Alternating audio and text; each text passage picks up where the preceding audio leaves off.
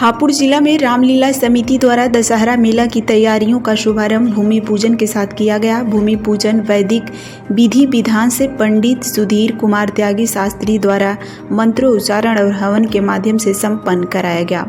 इस दौरान सनातन हिंदू वाहिनी के प्रदेश अध्यक्ष संजय नाथ योगी विशेष रूप से उपस्थित रहे, जबकि कार्यक्रम की अध्यक्षता विनोद कुमार वर्मा ने की। शास्त्री जी ने भूमि पूजन का महत्व बताते हुए कहा कि यह देवी देवताओं को आमंत्रित करने का माध्यम है, जिससे कार्य सफलतापूर्वक संपन्न हो सके। समिति के सदस्यों ने हवन में आहुति देकर आयोजन के सफल संचालन का संकल्प लिया।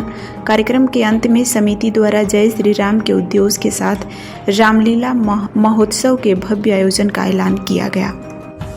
जैसे रामलीला विराजमान हुए अयोध्या में, उसके उपलक्ष्य में अब जो रामलीलाएं हो रही हैं वो बहुत भव्य तरीके से हो रही हैं। आज हापुड़ रामलीला समिति के अध्यक्ष विनोद वर्मा जी एवं उनकी टीम द्वारा हमें सौभाग्य प्राप्त कराया गया कि हम यहाँ आए और भूमि पूजन हुआ।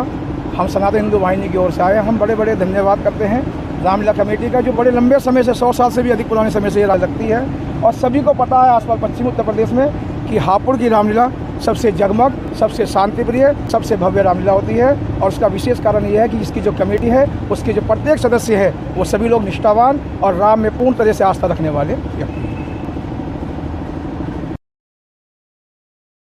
आज श्री रामलीला समिति रजिस्टर्ड हापुड़ के तत्वाधान में रामलीला मैदान के अंदर भगवान श्री राम के मंदिर के प्रांगण में पूज्य महाराज जी को आज विशेष अतिथि के रूप में बुला करके रामलीला ने आज भूमि पूजन करके रामलीला का शुभारंभ किया है।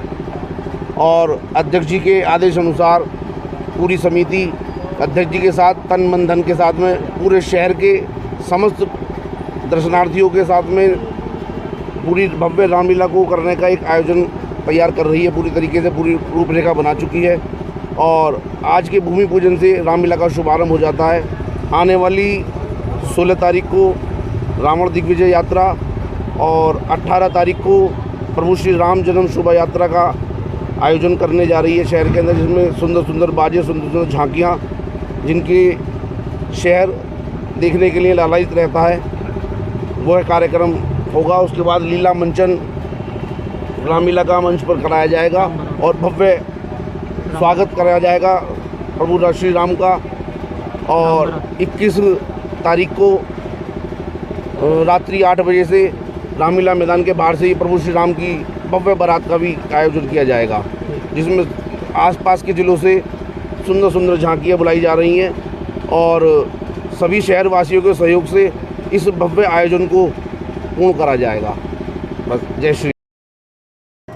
हापुड़ जिला के थाना देहात क्षेत्र स्थित प्रयाग अस्पताल में इलाज के दौरान एक मरीज की मौत हो जाने से हंगामे की स्थिति पैदा हो गई। मृतक की पहचान थाना बाबूगढ़ क्षेत्र के मुजफ्फर बगड़पुर निवासी जयपाल के रूप में हुई है। जानकारी के अनुसार जयपाल को 2 दिन पहले अस्पताल के गॉल ब्लैंडर की सर्जरी के लिए भर्ती कराया गया था। सर्जरी के बाद उनकी तबीयत बिगड़ गई और इलाज के दौरान उनकी मौत हो गई। मरीज की मौत की खबर मिलते परिजन अस्पताल पहुंच गए और लापरवाही का आरोप लगाते हुए जमकर हंगामा किया।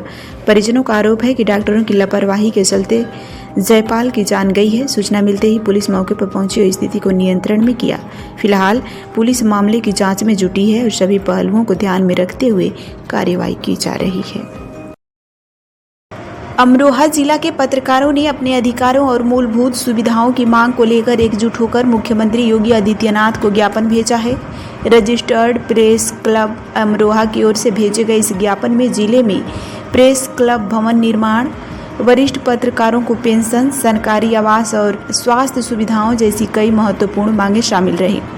पत्रकारों ने तिरुपुर गंगा मेले में अस्थायी रूप से प्रेस प्रतिनिधियों के लिए टेंट आवंटन और टोल फ्री आवाजाही की व्यवस्था की मांग उठाई है। पत्रकारों का कहना है कि जब तक उनकी मांगों पर अमल नहीं होता है, उनकी आवाज़ बुलंद होती रहेगी। इस अवसर पर प्रेस क्लब के संस्थापक अध्यक्ष विनीत कुमार अग्रवाल, महामंत्री प्रबल प्रभाकर, सलाहकार डॉक्टर नरेंद्र सिंह, इकबाल अंसारी, वरिष्ठ पत्रकार तुलाराम ठाकुर, महेंद्र सिंह, वीरेंद्र सिंह, गुफरान आबिद, देवेश शर्मा, हरि प्रकाश, सैयद जमशेद, गौरव श्रीमाली, अखबार सैफी समेत अनेक पत्रकार मौजूद रहे। ये बताएं, आज आपने एक ज्ञापन दिया है डीएम, क्या मामला, किस उपलक्ष्य में ज्ञापन दिया, क्या? आज रजिस्टर्ड प्रेस क्लब अमरोहा के तत्वावधान में जो है यहाँ समस्त पत्रकार साथी यहाँ पर आए थे और कलेक्टेड पहुंच करके डीएम साहब को हमने जो ज्ञापन दिया है माननीय मुख्यमंत्री के नाम, उसमें यह है कि जो अमरोहा जनपद में प्रेस क्लब भवन की स्थापना हो, इसके अलावा जो कैशलेस इलाज हो पत्रकारों का और उनको आयुष्मान कार्ड मिले। तिगरी गंगा धाम जो है वहाँ पर तिगरी गंगा धाम में पत्रकारों के लिए विशेष तौर पर कैंप लगाए जाएं और प्रतिवर्ष रजिस्टर्ड प्रेस अमरोहा को उसमें शामिल करके उसके अंदर जो कैंप हैं वो पत्रकारों को आवंटित किए जाएं। इसके अलावा और विभिन्न मांगे थी जिनको लेकर हमने ज्ञापन सौंपा है। ये बताएं, आज आपने ज्ञापन दिया, डीएम को भी दिया है, तो क्या है? देखिए, जिलाधिकारी के माध्यम से हमने माननीय मुख्यमंत्री के नाम एक ज्ञापन पत्र यहाँ आज अमरोहा कलेक्ट्रेट पर दिया है। चूंकि लंबे समय से पत्रकारों की डिमांड यहाँ अमरोहा में रही है। अमरोहा में चूंकि प्रेस क्लब नहीं है, हर जनपद में कहीं ना कहीं प्रेस क्लब की जो है एक सुविधा दी हुई है शासन की ओर से, लेकिन अमरोहा में अभी तक भी चूंकि ये जिला 97 में ये जिला बना, लेकिन आज तक यहाँ पर जो है प्रेस क्लब नहीं बन पाया है। इसी को लेकर हमने आज जिलाधिकारी के माध्यम से माननीय मुख्यमंत्री जी के नाम एक ज्ञापन सौंपा है और उसमें हमने मांग की है। अभी हाल ही में 5 सितंबर को माननीय मुख्यमंत्री योगी आदित्यनाथ जी ने समस्त प्रदेश के शिक्षकों को जो है एक तरह से स्वास्थ्य को लेकर कुछ छूट यहाँ पर की है, कुछ बीमा सुविधा दी गई है उनको, जो है एक तरह से जो है बहुत सारी जो है मेडिसिन दवाइयों को लेकर बहुत सारी छूट प्रदान की गई है। उसी को लेकर हम लोगों ने भी जो डिमांड की है कि जो पत्रकारों के लिए चूंकि कहीं ना कहीं आर्थिक रूप से कोई मामला नहीं होता है, चूंकि पत्रकार जो भी सारे काम करता है वो अपने स्तर पर करता है, अपने स्वयं से ही जो सारी चीजें करता है, उसके लिए कहीं ना कहीं जैसे एक तरह से हर व्यक्ति के लिए 60 वर्ष के बाद एक पेंशन की व्यवस्था होती है, तो ऐसे बहुत से पत्रकार होते हैं जो गरीब परिवार से आते हैं, उनके लिए जो है कम से कम जो है पेंशन की व्यवस्था की जाए। और जैसे ऐसे भी बहुत से पत्रकार साथी हैं जिनके लिए घर नहीं होता, लंबा समय तक वो जो है लगातार संघर्ष करते हैं और सारी चीजें देखते हैं, लेकिन उनके लिए व्यवस्था नहीं है। तो हमने जो है जिलाधिकारी निधि गुप्ता के माध्यम से हमने माननीय मुख्यमंत्री के नाम एक ज्ञापन सौंपा है। आज ही हम कलेक्ट्रेट पहुंचे थे। अमरोहा जनपद के सभी पत्रकार रजिस्टर्ड प्रेस क्लब के जो है तत्वाधान में यहाँ पर एकत्र हुए थे। प्लस जो अमरोहा में जो सबसे बड़ा मेला तिगरी गंगा धाम पर यहाँ पर लगता है, उस मेले में भी चूंकि जो लगातार जो है वो तंबुओं का शहर सजाया जाता है, 8-10 दिन तक लगातार जो है तिगरी धाम में ये मेला लगता है। तो वहां पर पत्रकार साथियों ने कहा, चूंकि जो पत्रकार साथी वहां पत्रकार यानी अपने परिवार के साथ गंगा स्नान के लिए जाना चाहते हैं, तो उनके लिए भी वहां पर जो है एक अलग से जो है तंबू की व्यवस्था की जाए, ऐसा हम लोगों ने जिलाधिकारी से जो है डिमांड की है। भारत नेपाल बॉर्डर से गुजरने वाले यात्रियों को इन दिनों भारी कठिनाइयों का सामना करना पड़ रहा है। दिल्ली और राजस्थान जैसे राज्यों से नेपाल की ओर लौट रहे नेपाली नागरिकों को सिद्धार्थनगर जिला के ककरावा बॉर्डर पर बसों से उतरकर पैदल सीमा पार करनी पड़ रही है। दरअसल नेपाल में हाल ही में हुई हादसा और अफरा तफरी के बाद प्रशासन ने एहतियातन ककरावा बॉर्डर को वाहन की आवाजाही के लिए बंद कर दिया है। इस अचानक किए गए फैसले से यात्रियों को खासा दिक्कतों का सामना करना पड़ रहा है। स्थिति की गंभीरता को देखते हुए मंडलायुक्त अखिलेश सिंह और डीआईजी बस्ती संजीव त्यागी ने बॉर्डर का दौरा किया और सुरक्षा व्यवस्था का जायजा लिया। उन्होंने बताया कि नेपाल की एक जेल से कुछ अपराधी फरार हो गए थे, जिनमें कुछ को खुनवा बॉर्डर से गिरफ्तार किया गया है और उनसे पूछताछ की जा रही है। प्रशासन ने साफ किया है कि सुरक्षा को देखते हुए सभी एजेंसियों को अलर्ट मोड पर रखा गया है। बॉर्डर पर कड़ी चेकिंग की जा रही है और बिना जांच के किसी को सीमा पर पार करने की इजाज़त नहीं है। हालांकि फिलहाल स्थिति नियंत्रण में है और सामान्य बनी हुई है, लेकिन सुरक्षा बल पूरी तरह से चौकन्ना है। सर, आज आप लोगों ने ककरावा का निरीक्षण किया है। सर, सुरक्षा के दृष्टिगत क्या इंतजाम है और नेपाल की हालत को देखते हुए क्या कदम उठाए जा रहे हैं? देखिए, आज मैं और डीआईजी साहब यहाँ पर जो है ककरावा बॉर्डर पर आए हैं और नेपाल राष्ट्र में जो अभी कुछ दुर्भाग्यपूर्ण घटनाएं हुई हैं, उसके दृष्टिगत हमारा ये बॉर्डर काफ़ी संवेदनशील है। तो यहाँ पर जो भी एसएसबी के लोग यहाँ पर जो है ड्यूटी पर हैं, साथ साथ पीएसी और जो लोकल पुलिस है, उनको जो है आवश्यक दिशा निर्देश दिए गए हैं और ये यहाँ पर बॉर्डर पर सतर्कता बनाए रखने के लिए उनको निर्देशित किया गया है। तो आप लोगों ने जो है बॉर्डर का निरीक्षण किया है, क्या दिशा निर्देश दिए गए हैं नेपाल के हालत को देखते हुए? ये नेपाल की आंतरिक परिस्थितियां आप जान रहे हैं, बेहद दुर्भाग्यपूर्ण घटनाक्रम वहाँ अभी हो रहा है। ऐसे में जो हमारा नेपाल बॉर्डर उत्तर प्रदेश के साथ है, भारत के साथ, उसकी निगरानी हम लोगों ने और बढ़ा दी है। आपराधिक तत्व उधर से कोई घटना को अंजाम न दे पाएँ, इसके लिए पिकेट पेट्रोल ड्यूटीज बॉर्डर के अलॉन्ग करी गई हैं। हमारी पूरी पुलिस की टीम और जो तमाम एजेंसीज लगी हुई हैं वो सब यहाँ सतर्क हैं। नेपाली काउंटर पार्ट्स के साथ कोऑर्डिनेशन करके यहाँ पे सतर्कता बरती जा रही है और बॉर्डर पे स्थिति सामान्य है। मैं और मंडलायुक्त आज दोनों ही हम यहाँ पूरे नेपाल बॉर्डर पे भ्रमण करके पूरी व्यवस्थाओं का जो है समीक्षा कर रहे हैं और अधिकारियों के साथ कोऑर्डिनेशन बैठक करके उसमें आवश्यक दिशा निर्देश दिए। कुछ लोग बॉर्डर पर पकड़े भी गए हैं।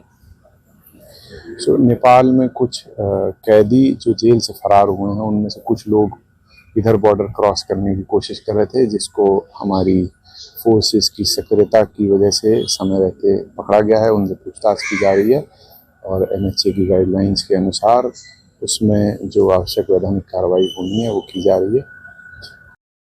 अयोध्या से खबर है, जहां भारतीय जनता पार्टी ने समाज सेवा को समर्पित अपने विशेष अभियान सेवा पखवाड़ा की शुरुआत 17 सितंबर को प्रधानमंत्री नरेंद्र मोदी के जन्मदिन के साथ करने का निर्णय लिया। यह अभियान 2 अक्टूबर महात्मा गांधी जयंती तक चलेगा। इस दौरान रक्तदान शिविर, स्वास्थ्य परीक्षण, वृक्षारोपण और स्वच्छता जैसे कार्यक्रम आयोजित किए जाएंगे। भाजपा के प्रदेश महामंत्री संजय राय ने बताया कि सेवा पखवाड़ा का उद्देश्य जनता से जुड़ा और समाज सेवा को मजबूती देना है। भाजपा कार्यकर्ता गांव-गांव और घर-घर जाकर सेवा कार्यों के साथ पार्टी की नीतियों को भी आम जनता तक पहुंचाएंगे। कार्यक्रम के माध्यम से ब्लड बैंक को मजबूत किया जाएगा और महापुरुषों की प्रतिमाओं की साफ सफाई व माल्यार्पण भी किया जाएगा।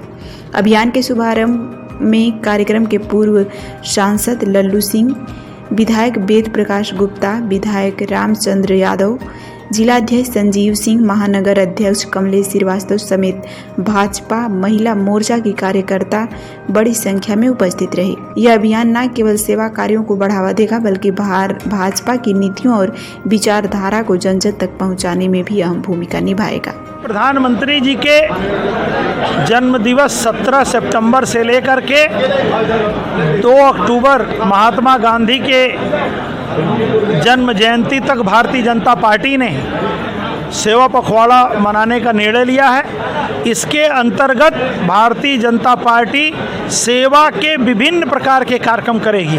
जहां एक तरफ रक्तदान शिविर करके हम जो है कि अस्पतालों को ब्लड बैंक में रक्त उपलब्ध कराएंगे, वहीं दूसरी तरफ हम स्वास्थ्य परीक्षण शिविर, वृक्षारोपण, ऐसे तमाम काम, स्वच्छता के अभियान, मूर्ति जो हमारे महापुरुषों की मूर्तियां हैं उनको साफ सफाई, उनके माल्यार्पण का ये सब कार्यक्रम जो है किया जाएगा।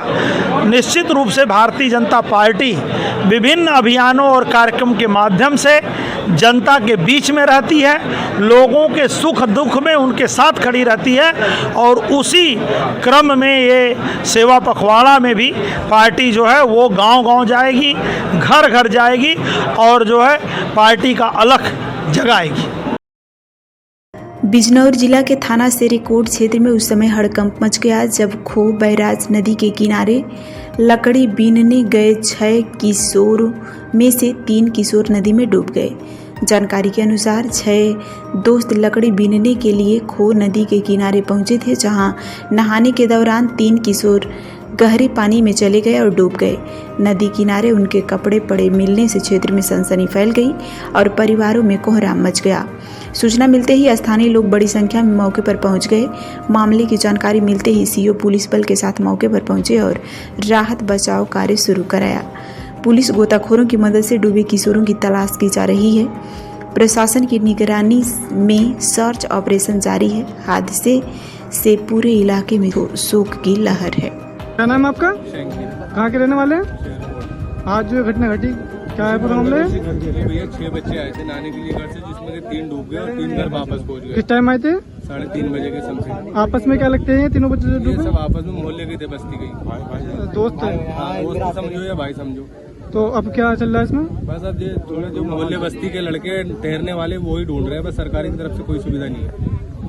पुलिस तो आ गई मौके पर? पुलिस तो है फिलहाल, पुलिस से क्या देखभाल नहीं हुई ना, पुलिस का क्या है, पुलिस तो पहुंचती है सब जगह जहाँ भी कोई दुर्घटना घटती है, पुलिस का तो काम है पहुंचने का। अभी कोई टीम नहीं आई? नहीं, कोई टीम नहीं आई, बस मोहल्ले बस्ती के ये सारे लड़के जो भी ढूंढने वाले हैं। थाना शेरकोट के मोहल्ला निकम्मे शाह के रहने वाले 4-5 बच्चे जो लकड़ी चुनने और नहाने के उद्देश्य से खो नदी के पास आए हुए थे। इसी दौरान कुछ बच्चे 3 बच्चे जो है अंदर नहाने के लिए अंदर चले गए, जिसमें से इनकी डूबने की सूचना मिली है। इसमें 2 बच्चे जिनकी उम्र 13-14 साल के आसपास है और एक 21 साल के आसपास का है। जैसे ही सूचना मिली थाने की फोर्स मौके पर तत्काल पहुंच गई है तथा गोताखोरों की मदद से इनकी तलाश की जा रही है। जनपद मुख्यालय से भी हम एनडीआरएफ की टीम और फ्लड पीएससी बुलाई गई है, जिससे कि इनकी जल्द से जल्द इनकी रिकवरी की जा सके।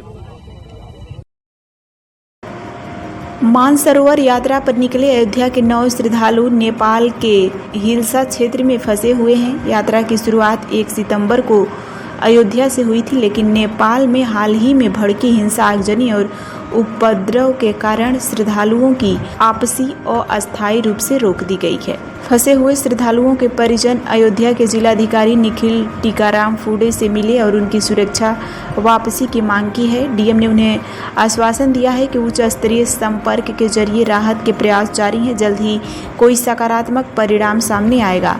हालांकि सभी श्रद्धालु परिजनों से संपर्क में हैं और सुरक्षित बताए जा रहे हैं, लेकिन नेपाल के बिगड़ते हालात ने उनके परिजनों की चिंता बढ़ा दी है। इसी बीच पंडित धीरेन्द्र कृष्ण शास्त्री ने नेपाल वासियों से शांति बनाए रखने की अपील की है। फंसे हुए श्रद्धालुओं में सुशील राजपाल, चमन सिंह, मदन जायसवाल, विकास गुप्ता, रमाकांत यादव, शैलेंद्र अग्रहरी, अनूप कुमार सिंह, प्रकाश श्रीवास्तव, हरिश्याम त्रिपाठी शामिल हैं। परिजन अयोध्या में राहत भरी खबर का इंतजार कर रहे हैं और प्रशासन से जल्द कार्रवाई की उम्मीद जता रहे हैं। अभी कुछ देर पहले मुझसे मिलने कुछ जनपद के व्यापारी आए थे, जिनके माध्यम से उन्होंने बताया है कि जनपद अयोध्या के कुछ लोग मानस सरोवर यात्रा के लिए चाइना गए थे और उनकी वापसी थी नेपाल के माध्यम।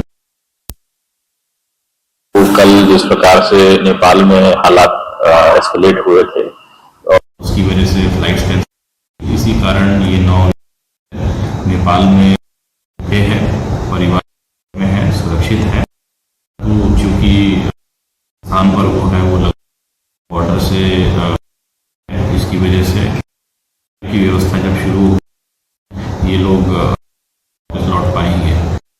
अभी मैंने इनसे डिटेल ये लोग उपलब्ध कर, मैं हमारे रिक्वेस्ट कर जो भी अरेंजमेंट